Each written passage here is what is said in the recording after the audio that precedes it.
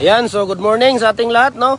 Tingnan niyo mga idol, oh, kung paano namin, paano kami nag-preparation ng landscaping, okay? Ganito dapat ang gawin ninyo, idol. Okay, dahil dito, puno na po, okay? So, puno na po dito, at ayaw nila pumunta doon sa building. Ngayon, nag-extension kami dito. Meron kami extension. So, ganun, dong. Bira pa, dong. Oh, wala pang ano, dong, oh, hindi pa masyadong flat. Ayan, oh. Tingnan ninyo, ha. Oh. Tingnan ninyo, ha. Ang tawag dito. So, kailangan libilado, oh. Tingnan ninyo, oh. Napaka-libil. Ayan, oh. Libilado po talaga. Rinaldo Ramos, thank you for watching. Pakishare yung live natin, mga idol. Dahil every Monday, namimigay tayo ng mga molder para doon sa ating may mga top fan buds na mga followers. Doon tayo kukuha ng mga tawag dito, ng free raffle natin, no? Next Monday, ang ibibigay natin, double na hollow block at isang bricks, no? Dalawang mananalo sa next Monday. Dennis Reyes, thank you for watching. Ayan, so pakishare, pakicomment, pakilike yung ating live para kayo magkaroon ng top fan buds po, okay? So ganito ang tawag natin, ganito ang ating unang gawin, no?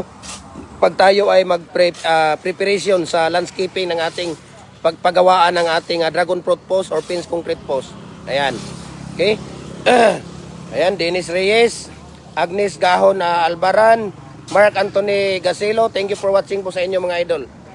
So, yan po, no? Ayun mga sako doon, no? Hindi naman na, kaya dili man permanente ni diri dong. Dong, dili man permanente diri, ano mo pag-isi? Dili man permanente diri katuro. Kaniyo. Butangan raw ka ng kwan, ng mga sako ra ba? Kaya di man ta permanente dia. Ayan, sa kaya Mark Anthony Gasilo, thank you for watching. Mio De Villanueva Jr., Jeric Kaabay, DNS Dolay.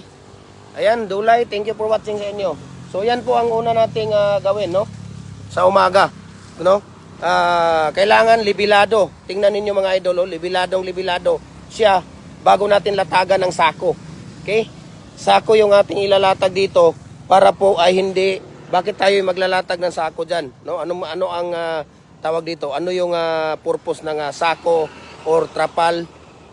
No? Or kahit anong tawag dito, kahit anong ilalagay ninyo dyan, pwedeng kahit ano, basta kay hindi lulusot yung simento at saka tawag dito, yung buhangin, para makinis pa rin siya at para hindi magiging, hindi mahilaw, no? Hindi hilaw yung ating simento. Yan ang purpose ng ano. Sana tingnan niyo, napakalibil, libilado yan. Okay, libilado yan, tapos maglalagay sila ng, nilalagyan na nila yan ng painsan sa ibabaw. Okay, lalagyan yan ng painsan sa ibabaw. Tapos kailangan talaga, sa amin dito idol, hindi kami, yung flooring namin, ano lang talaga siya, tawag dito, yung flooring namin dito, ano lang siya, yung lupa, no? Hindi kami nagpo-flooring ng simento or bato para madaling matuyo, madaling tawag dito. Kasi pagka ganito lang, lupa, tapos lagyan mo ng buhangin, tapos lagyan mo ng painsan sa ibabaw bago ilagay yung trapal or yung sako, no? Ang ginagawa namin dito, lagyan ng trapal or sako para po, paglagay natin sa concrete natin, hindi lulusot yung simento. Yun talaga ang pinakaano natin para nandoon pa rin yung simento sa dragon fruit post or pins concrete post natin para luto talaga siya, no? Hindi mahilaw yung ating tawag dito, concrete pouring. So yun po talaga ang pinakaano natin. Pinag-iingatan natin, pinaka-safe na gawin natin dito sa ating tawag dito. Ayan. Okay. Dito kasi puno na eh. Ayan, oh. Puno na. Ito yung mga ginagawa nila kahapon. Jeric Kaabay, thank you for watching. DNS, ayan. Agnes Gahon Albaran, Ronel Lago Abaw, ayan. So thank you for watching sa inyo. Ayan, maglalatag sila dyan ng sako. Ayan. Okay. Para makinis pa rin yung ating ginagawa. At hindi lulusot yung ating Ang pinaka-importante dyan, hindi lulusot yung simento. Yan. Kana dungo kay dili buslot kana ba ho? Kana kada ko kayo na. Oh, ano man? Kana ho kaniyo. Kana dayon kana imong gigunitan. Kana nito ding. Bigo rin ni ka? Kana. Sobra gyud. Kana kay amis pinagkuan. Ikulog lang ilang Kani di gamiton pud niyo. Kani ba, Jupre? Kani yo gamiton pud niyo.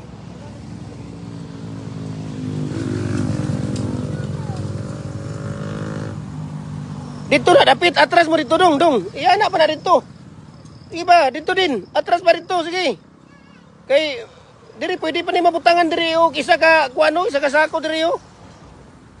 Kuhaon lang niyo ni aning mga buhangin. Kuhanin niyo yung mga buhangin banda diyan.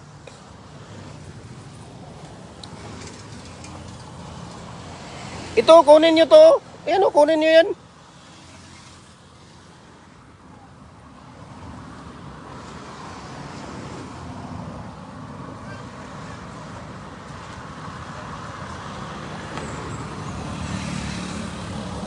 Ito, pwede to. Dobre, ito, kaya ko kayo. Ano ba? Puti. Imugbo nga kataas, ana. Kana ba yung maayo? Mubuan ka na pertino ng taasa. Kana o, kuha na diyan ng isa o.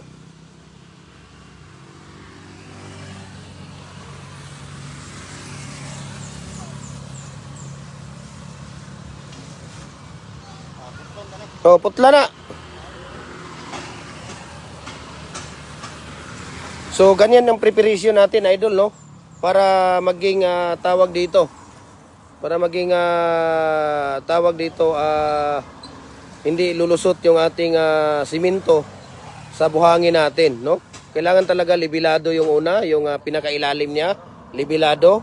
Tapos lagyan ng painsan ang tawag dito, kahit mga 2 inches na painsan ang ilalagay natin bago natin ilagay yung trapal or sako or kahit anong tawag dito. Panangga ninyo dyan, no? Kagaya nito, tingnan ninyo. Yan, no? May mga sako yan dyan para pagkuha ninyo makinis siya, no? At hindi lulusot yung tawag dito. Ito yung mga gawa nila kahapon. Ayan, inapag-apakan na po natin yan, no? Ito yung gawa nila kahapon. So maya-maya ato na i-file na natin ito mamaya-maya. Ayan, no? Napakakinis yung gawa, di ba? Joji Di Castro, thank you for watching. Agnes Albaran, Rex Vergara Sadili, thank you for watching. Ramon Ariola, Agnes Gahon Albaran, thank you for watching sa inyo. Gerald Andal Umali, Dario Ilaw, thank you for watching. Ronel Lago Abaw. Ayan, so thank you for watching po sa inyo mga idol, no? Paki-share yung live natin ngayong umaga dahil ito po ay very informative live po ito. Ayan, di ba? Ayan po ang ating yan po ang aking tawag dito, tips ngayong umaga, no? Ayan, no? So, tingnan ninyo. Tingnan ninyo, napakakinis. Dapat binanatan nyo pa banda yan doon, oh. Para dito, ano pa tayo dito ng isang ano pa. Ano pa ninyo banda doon ba? Para dito, mayroon pang isang sako dito. Magagawa pa tayo ng isang sako dyan. Okay, latag nyo muna yung ano. So, ganun lang, no? Kailangan nyo lang. Ito yung gawa natin, no? Tingnan ninyo, oh. Inaapak-apakan ko, oh. Inatalon-talonan, oh. Tingnan nyo, napakatibay.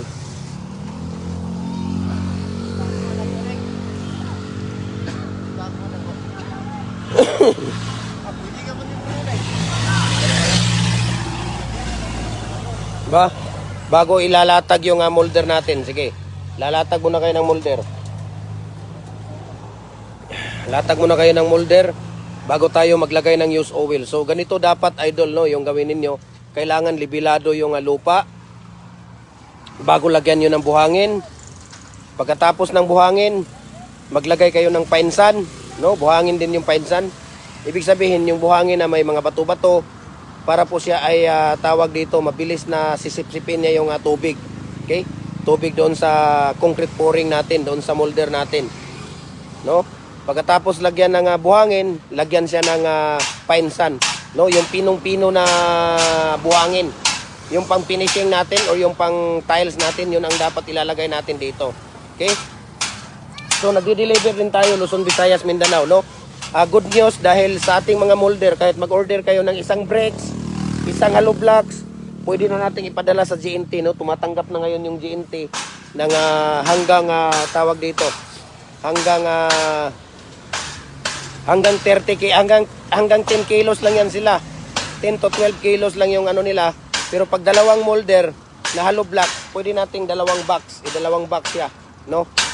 Dalawang box natin kasi kasya naman siya doon sa box niya. So pwede na Luzon, Visayas, Mindanao, pwede tayo magpapadala ng dalawang molder na bricks, dalawang molder na decorative, dalawang molder na hollow blocks, mohon, kahit anong mga maliliit natin, GNT lang, no? Mura pa yung tawag dito. Mura lang yung ano nila, hinihingi nila. Okay? So sa sino pang hindi nakapag-follow ng ating Facebook page, follow na po kayo, no? Para updated po kayo sa ating mga video dahil every time nagbibideo tayo, nagbibigay tayo ng mga tips, mixing, lahat po ng mga concrete products natin, sinishare natin sa inyo ang mga mixing natin, no? Follow na po kayo sa Gem Hardware, ang Kukulamber ang Concrete Products, Malulang Brands, Gem Hardware, ang Kukulamber ang Concrete Products, Kanituan Brands, Triple A and F Kukulamber, ang ating personal Facebook account, Felix Tan Pagikan Jr., ang ating Instagram account, Felix_Pagikan 2000, at saka yung ating YouTube channel, no? Gem Hardware, ang Kukulamber ang Concrete Products. Para updated kayo. Dapat tong dito ron tanan ninyo dungo kanang pikas dito ba? Baliktad ninyo. Kana pwede na. Pwede raman po na siya.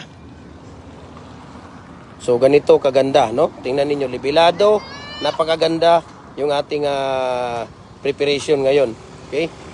So yung ginagawa nila kahapon, maya-maya pwede na nating i-ano yan, no? Pwede na nating i-arrange yan dito pagkatapos nila dito. Maganda talaga ang yung gamit talaga namin dito. Pwede naman lahat ng simento, pero based sa aming experience, based sa experience ko, ang ginagamit talaga namin dito ay Portland cement na type 1P, no? Type 1P ang ginagamit namin, Portland cement type 1P. Maganda talaga yung babanggitin ko na lang yung brand niya, Stallion. Ginagamit namin dito, Stallion na type 1P. Medyo mura yan siya. Pero pag walang type 1P, ngayon kasi ang gamit namin type 1, napakatigas talaga. Kahapon, ginagawa nila yan kahapon. Tingnan mo yan, apakan mo yan, dong. Apakan mo muna yan, pakita natin sa kanila. Apakan mo yan. Hindi, mamaya na lang. Apakan mo. Ito yung ginagawa. Sige, talon ka dyan, talon. Oh, talonan mo. Yan yung ginagawa nila kahapon, no? Mamaya, pwede na nating ibaliktad yan at i-file natin doon. Napakatigas talaga yung Stallion na type 1. Type 1 yan mahal yan ang type 1 kaysa type 1P, no? Maganda talaga yung Portland cement na Stallion. Yung type 1, yan talaga ang ginagamit namin sa paggawa ng hollow blocks, bricks, decorative. Yung mga masisila na mga concrete products namin, type 1 ang ginagamit namin. Portland cement na type 1, no? Yun ang ginagamit namin. Medyo mahal nga lang siya, may kamahalan siya. Mas mahal yan siya sa type 1P na Stallion. Maganda rin yung type 1P. Kinabukasan pwede mo na siyang tawag dito, ibaliktad, pwede mo na siyang i-arrange, no? Pagka tawag dito, pagka type 1P or type 1, lalo na type 1. Ayan type 1, tingnan niyo napakatigas. Tingnan mo, tinatalon-talonan, inaapak-apakan na nila yan. Maya-maya, pwede na nating i-arrange yan maya-maya. Para makagawa din tayo dito. Kung kasya pa yung ating mating, pwede tayong gumawa dito ng 6 na sako na ano. So ngayon, tapos na sila. Maglalagay tayo ng use oil, no? As usual. Use oil yung, dahil 7 feet lang ang gagawin natin, mayroon tayong tawag dito, tawag dito yung pang black. Yan. Yung 1 feet na yan, yung pang black, yan ang ilalagay dito sa dulo, no? Dahil ang atin na mga molder ay 4x4 by 8 feet naman yung haba niya. So 7 feet lang ang ginagawa natin. Mayroon naman siyang pangkundim. Ayan, no? Ito yung pangkundim niya, no? Ayan, pangkundim yan. So ang ginagawa natin ngayon, idol, ay 7 feet, no? Ang ating molder kasi fix ito. 4x4 by 8 feet na fix. Ito po ang 4x4 na 8 feet na fix. 4 holes po ito. Okay? 4 holes. Ito ang tinatawag natin na 4 holes. Ayan. So naglalagay tayo usual na ginagawa natin sa umaga, no? Lagyan ng used oil. Ayan, naglalagay tayo ng used oil diyan, no, sa umaga. Pagdating sa hapon, lilinisan, no, hugasan ng loob. Ang loob lang mismo ng molder, no. Lifetime na gamit na po natin ito, mga idol. Itong ating molder. Lifetime na gamit nyo na po ito. 3.5 mm ang bakal natin, ang steel plate. BI steel plate po ang ginamit natin dito. BI steel plate. Tapos, ang deform bar natin na ginagamit dito ay 10 mm at saka 12 mm, no? Yung ginagamit natin dito na framing niya, tapos yung handle niya ay 12 mm. Framing niya ay tawag dito 10 mm, handle niya ay 12 mm na deform bar at welded po siya around, okay? So lifetime na gamit nyo na po ito, no? Sa mga nagtatanong kung talagang lifetime na gamit nyo na po ito, idol. Huwag liyo lang pasagasaan ito ng pison, hindi masisira ito kahit ano pang gawin ninyo. Kung gawa-gawa lang ng dragon fruit post, pins concrete post, nako. Paano hindi naman na mag-aano yan, hindi naman na tawag dito kakalawangin yan. At hindi naman kasi every time ginagamit ninyo, araw-araw ginagamit. At hindi naman yan na tawag dito mapupudpud, no? Dahil bakal yan. So mayroon nga kaming ginagamit dito almost 30 years na yung ginagamit namin doon sa kabila na mga molder, no? Parang 36 years na yung molder na yun. Ayan. So ito as usual ginagawa natin, no, maglalagay ng used oil. So nagde-deliver tayo, no? Nagko-customize din tayo, mga idol, no? Nagko-customize din tayo ng mga molder. Kung gusto niyo naman, ayaw niyo ng 4x4. But anyway, dito sa amin, ang ginagawa namin dito araw-araw, 4x4 lang talaga. 6 feet at saka 7 feet. Yun ang pinaka-fast moving, no? Pinaka-fast moving talaga dito sa amin yan. Tingnan ninyo, wala nga kaming stock dyan, no? Kita niyo yung almost 5,000 namin na stock, ubos. Tapos ngayon, ang daming order. Hindi talaga namin kayang tawag dito, no? Ang iba nga, nag-order. Ang iba, hindi ko pa kinukuha dahil talagang kulang kami ng tauhan, no? Na gumagawa, no? Kaya, pasensya, no? Minsan, wala tayong stock. Minsan, tayo, mid to order tayo para safety tayo doon sa, hindi lang tayo tanggap ng pera para makabinta, no? Kailangan natin din yung kapakanan ng ating mga trabante, yung ating mga customers, no? Dito sa ating mga concrete products, okay? So ngayon, ang gagawin naman natin dito ay magko-customize tayo. Kung gusto niyo nang gawing 4 and a half by 4 and a half or 5 by 5 or 5 and a half by 5 and a half, basta 8 feet ang haba niya, no? Nagko-customize din tayo. Pwede niyo gawing 10 feet. Pero medyo mahal siya kasi ang plate natin, ang standard talaga ng steel plate natin, 8 feet lang talaga ang haba niyan. So kung gusto niyo ng 10 feet, magdudugtong tayo doon ng steel plate. So ang gagawin natin dito, pagdadagdag tayo doon sa molder ninyo na ipapa-customize ninyo, no, sa dragon fruit post at saka pins concrete post. So nagdi-deliver tayo Luzon, Visayas, Mindanao, through door to door. Okay, kuya, ano sa atin? Ha? Stallion? 220. Ayan, so nag-aano tayo dito, nagko-customize din tayo, nagdi-deliver tayo Luzon, Visayas, Mindanao, through door to door, no? Kakatukin na lang kayo ng ating Live Cup Super Express, ating Dogs Cargo na i-deliver na yung ninyo, nandyan na yun sa bakuran ninyo, no? Door to door po. Okay? Kahit saang sulok man kayo ng mundo, kayang abutin ng ating cargo. So ngayon, dito tayo. Ang gamit naman namin dito na bakal, idol, ay 8 mm na standard para doon sa mating natin. Tapos ang gamit naman natin na tie wire, yung pangtali niya, number 16 na tie wire, yung pantali natin. So, awa di dire ka. So ngayon, ang gagawin natin dito, mixing na tayo, no?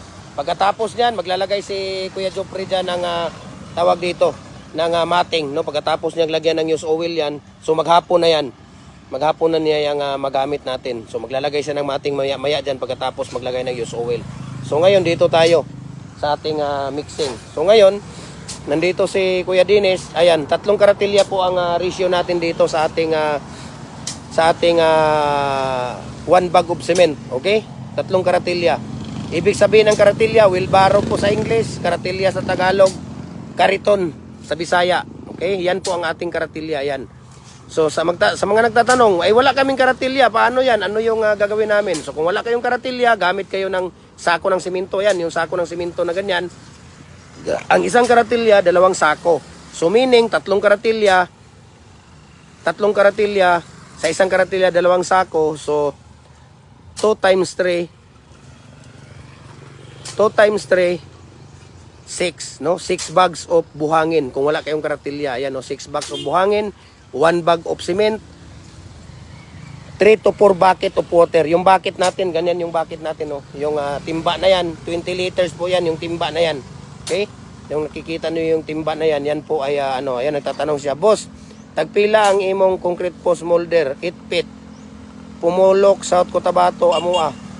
Pulumulok. Mayroon dyan po, yung South Cotabato, North Cotabato pala yung nandyan sa, sabi niya, Kuya, sabi ni Kuya Enrile Diana Nilos. Ayan. So, Kuya, hindi po ako nagbibigay ng presyo dito sa live natin dahil minsan, Kuya, bumababa yung bakal, minsan tumataas yung bakal.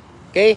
So, ang gawin mo, Kuya, mag-message ka sa akin, mag-private message ka sa akin sa ating Facebook page at doon ako mag-share sa iyo ng price list at saka shipping details. Okay? Dahil marami tayong design dito sa ating Pins Concrete Post at Dragon Fruit Post. Mayroong 4 holes na detachable, mayroong 4 holes na fix, mayroong 8 holes na detachable, mayroong 8 holes na fix. Okay? Depende sa inyo kung ano mga design na mga gusto ninyo para ma-share ko rin sa iyo yung ating tawag dito, ang ating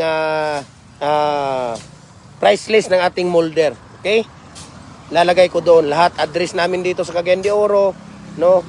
Contact number natin, mode of payment natin, nandoon na din. So message nyo ako, sorry po, no, kung hindi ako naglalagay dito ng presyo dahil nga minsan ang bakal tumataas, minsan bumababa. Minsan pag sobrang taas, pataas din yung presyo natin. So ngayon kung maglalagay ako dito, tapos may magi-inquiry, but kung tataas, so yun magagalit siya. Sabi mo boss, nung nakaraang video mo, ganito ang presyo, bakit ngayon tumaas? 'Di ba? Mabuti kung bumaba dahil hindi nagrereklamo, kung tumaas, so magreklamo. Kaya ang gagawin ko, message nyo ako, private message nyo ako, i-share ko sa inyo ang price list sa shipping detail. Sana po ay naintindihan ninyo ang ibig kong sabihin. Okay? Wala po tayong tubo dito sa mga molder natin, mga idol. Tulong ko po sa inyo sa mga mahal kong followers, no? Tulong ko po sa inyo yan. Ang pinopromote ko lang dito, yung ating concrete products, no? Kagaya nitong natin, yung mga culvert natin. Ayun, kung makikita ninyo yung culvert natin, nagko-customize din tayo dito. Gumagawa tayo ng RCPC 5 culvert molder, no? 6 inches hanggang 85 inches. Depende sa inyo kung anong sizes ang mga gusto ninyo, okay? So ngayon, ang gagawin natin dito, ito, no? Ayan, pangalawang karatilya na po yan, no? Ang gagawin nyo lang dito, masaya na ako doon, mag-comment kayo, mag-share kayo ng video natin, mag-react kayo. Masaya na po ako doon, mga idol, no? Kahit busy ako, yun po talaga ang aking prinsipyo na sana makatulong ako sa aking mga kababayan dahil sabi ko nga, nung ako'y nag-start na nag-business, talagang sabi ko napakahirap pala ito. Akala ko madali lang ang concrete products, no? Kasi pinapasukan ko lahat ng mga concrete products natin, mga idol, nung umuwi ako. Sabi ni Kuya, okay, giasa ko mag-message, Kuya. Okay, sige, asa ko mag-message. Ito Kuya, itong natin. Itong Facebook page natin. Yan, kung saan ka yung Gym Hardware na yan, mayroong message diyan. Tuplokin mo yung message, pwede ka na mag-message sa akin, Kuya. Okay? Sabi ko nga noon, nung ako'y nagbi-business pa, nung ako'y nag-start ng business, sabi ko, nako, napakadali lang yan. Napakasimple lang ang gawin ng mga concrete products. Yun talaga ang nasa isip ko. Nung nag-start na ako, talagang napakahirap, especially sa mga hollow blocks natin, sa mga bricks natin, sa mga decorative natin, yung mga masisilan, baluster, no? Napakamasilan po yan. Akala ko kung simple lang yan. Kung pangit at hindi quality ang inyong ginagawa, talagang tawag dito, ay talagang maano mo dito, wala ka ng customer na babalik sa iyo, no? Wala ng customer na babalik sa inyo. Okay? Ang isang karatilya, buhangin, ilang sacks na empty sacks na simento. Ang isang karatilya, 2 bags na simento. So, 3 karatilya, 6 na bags na buhangin, no? 6 bags of sand ang inyong ano dito. Okay? Mayroon na akong customer, kuya, no? Puputulin natin ito muna yung live natin dahil mayroon akong customer doon. So, ito, pangalawa na yan, no? Pangatlo, ayan, 3 karatilya yan. Yung 3 karatilya, compares mo sa 6 na bag na simento. 6 na bag na buhangin. Yung sako ng simento. 1 bag of cement. Tapos, tawag dito, 3 to 4 bucket of water. Ayan. So, maraming salamat po sa inyo, no? Sa patuloy ninyong pagsubaybay. At tapusin ko muna itong live natin dahil may customer tayo doon. So, maraming salamat. At God bless po sa ating lahat. Ayan, magmimix na tayo.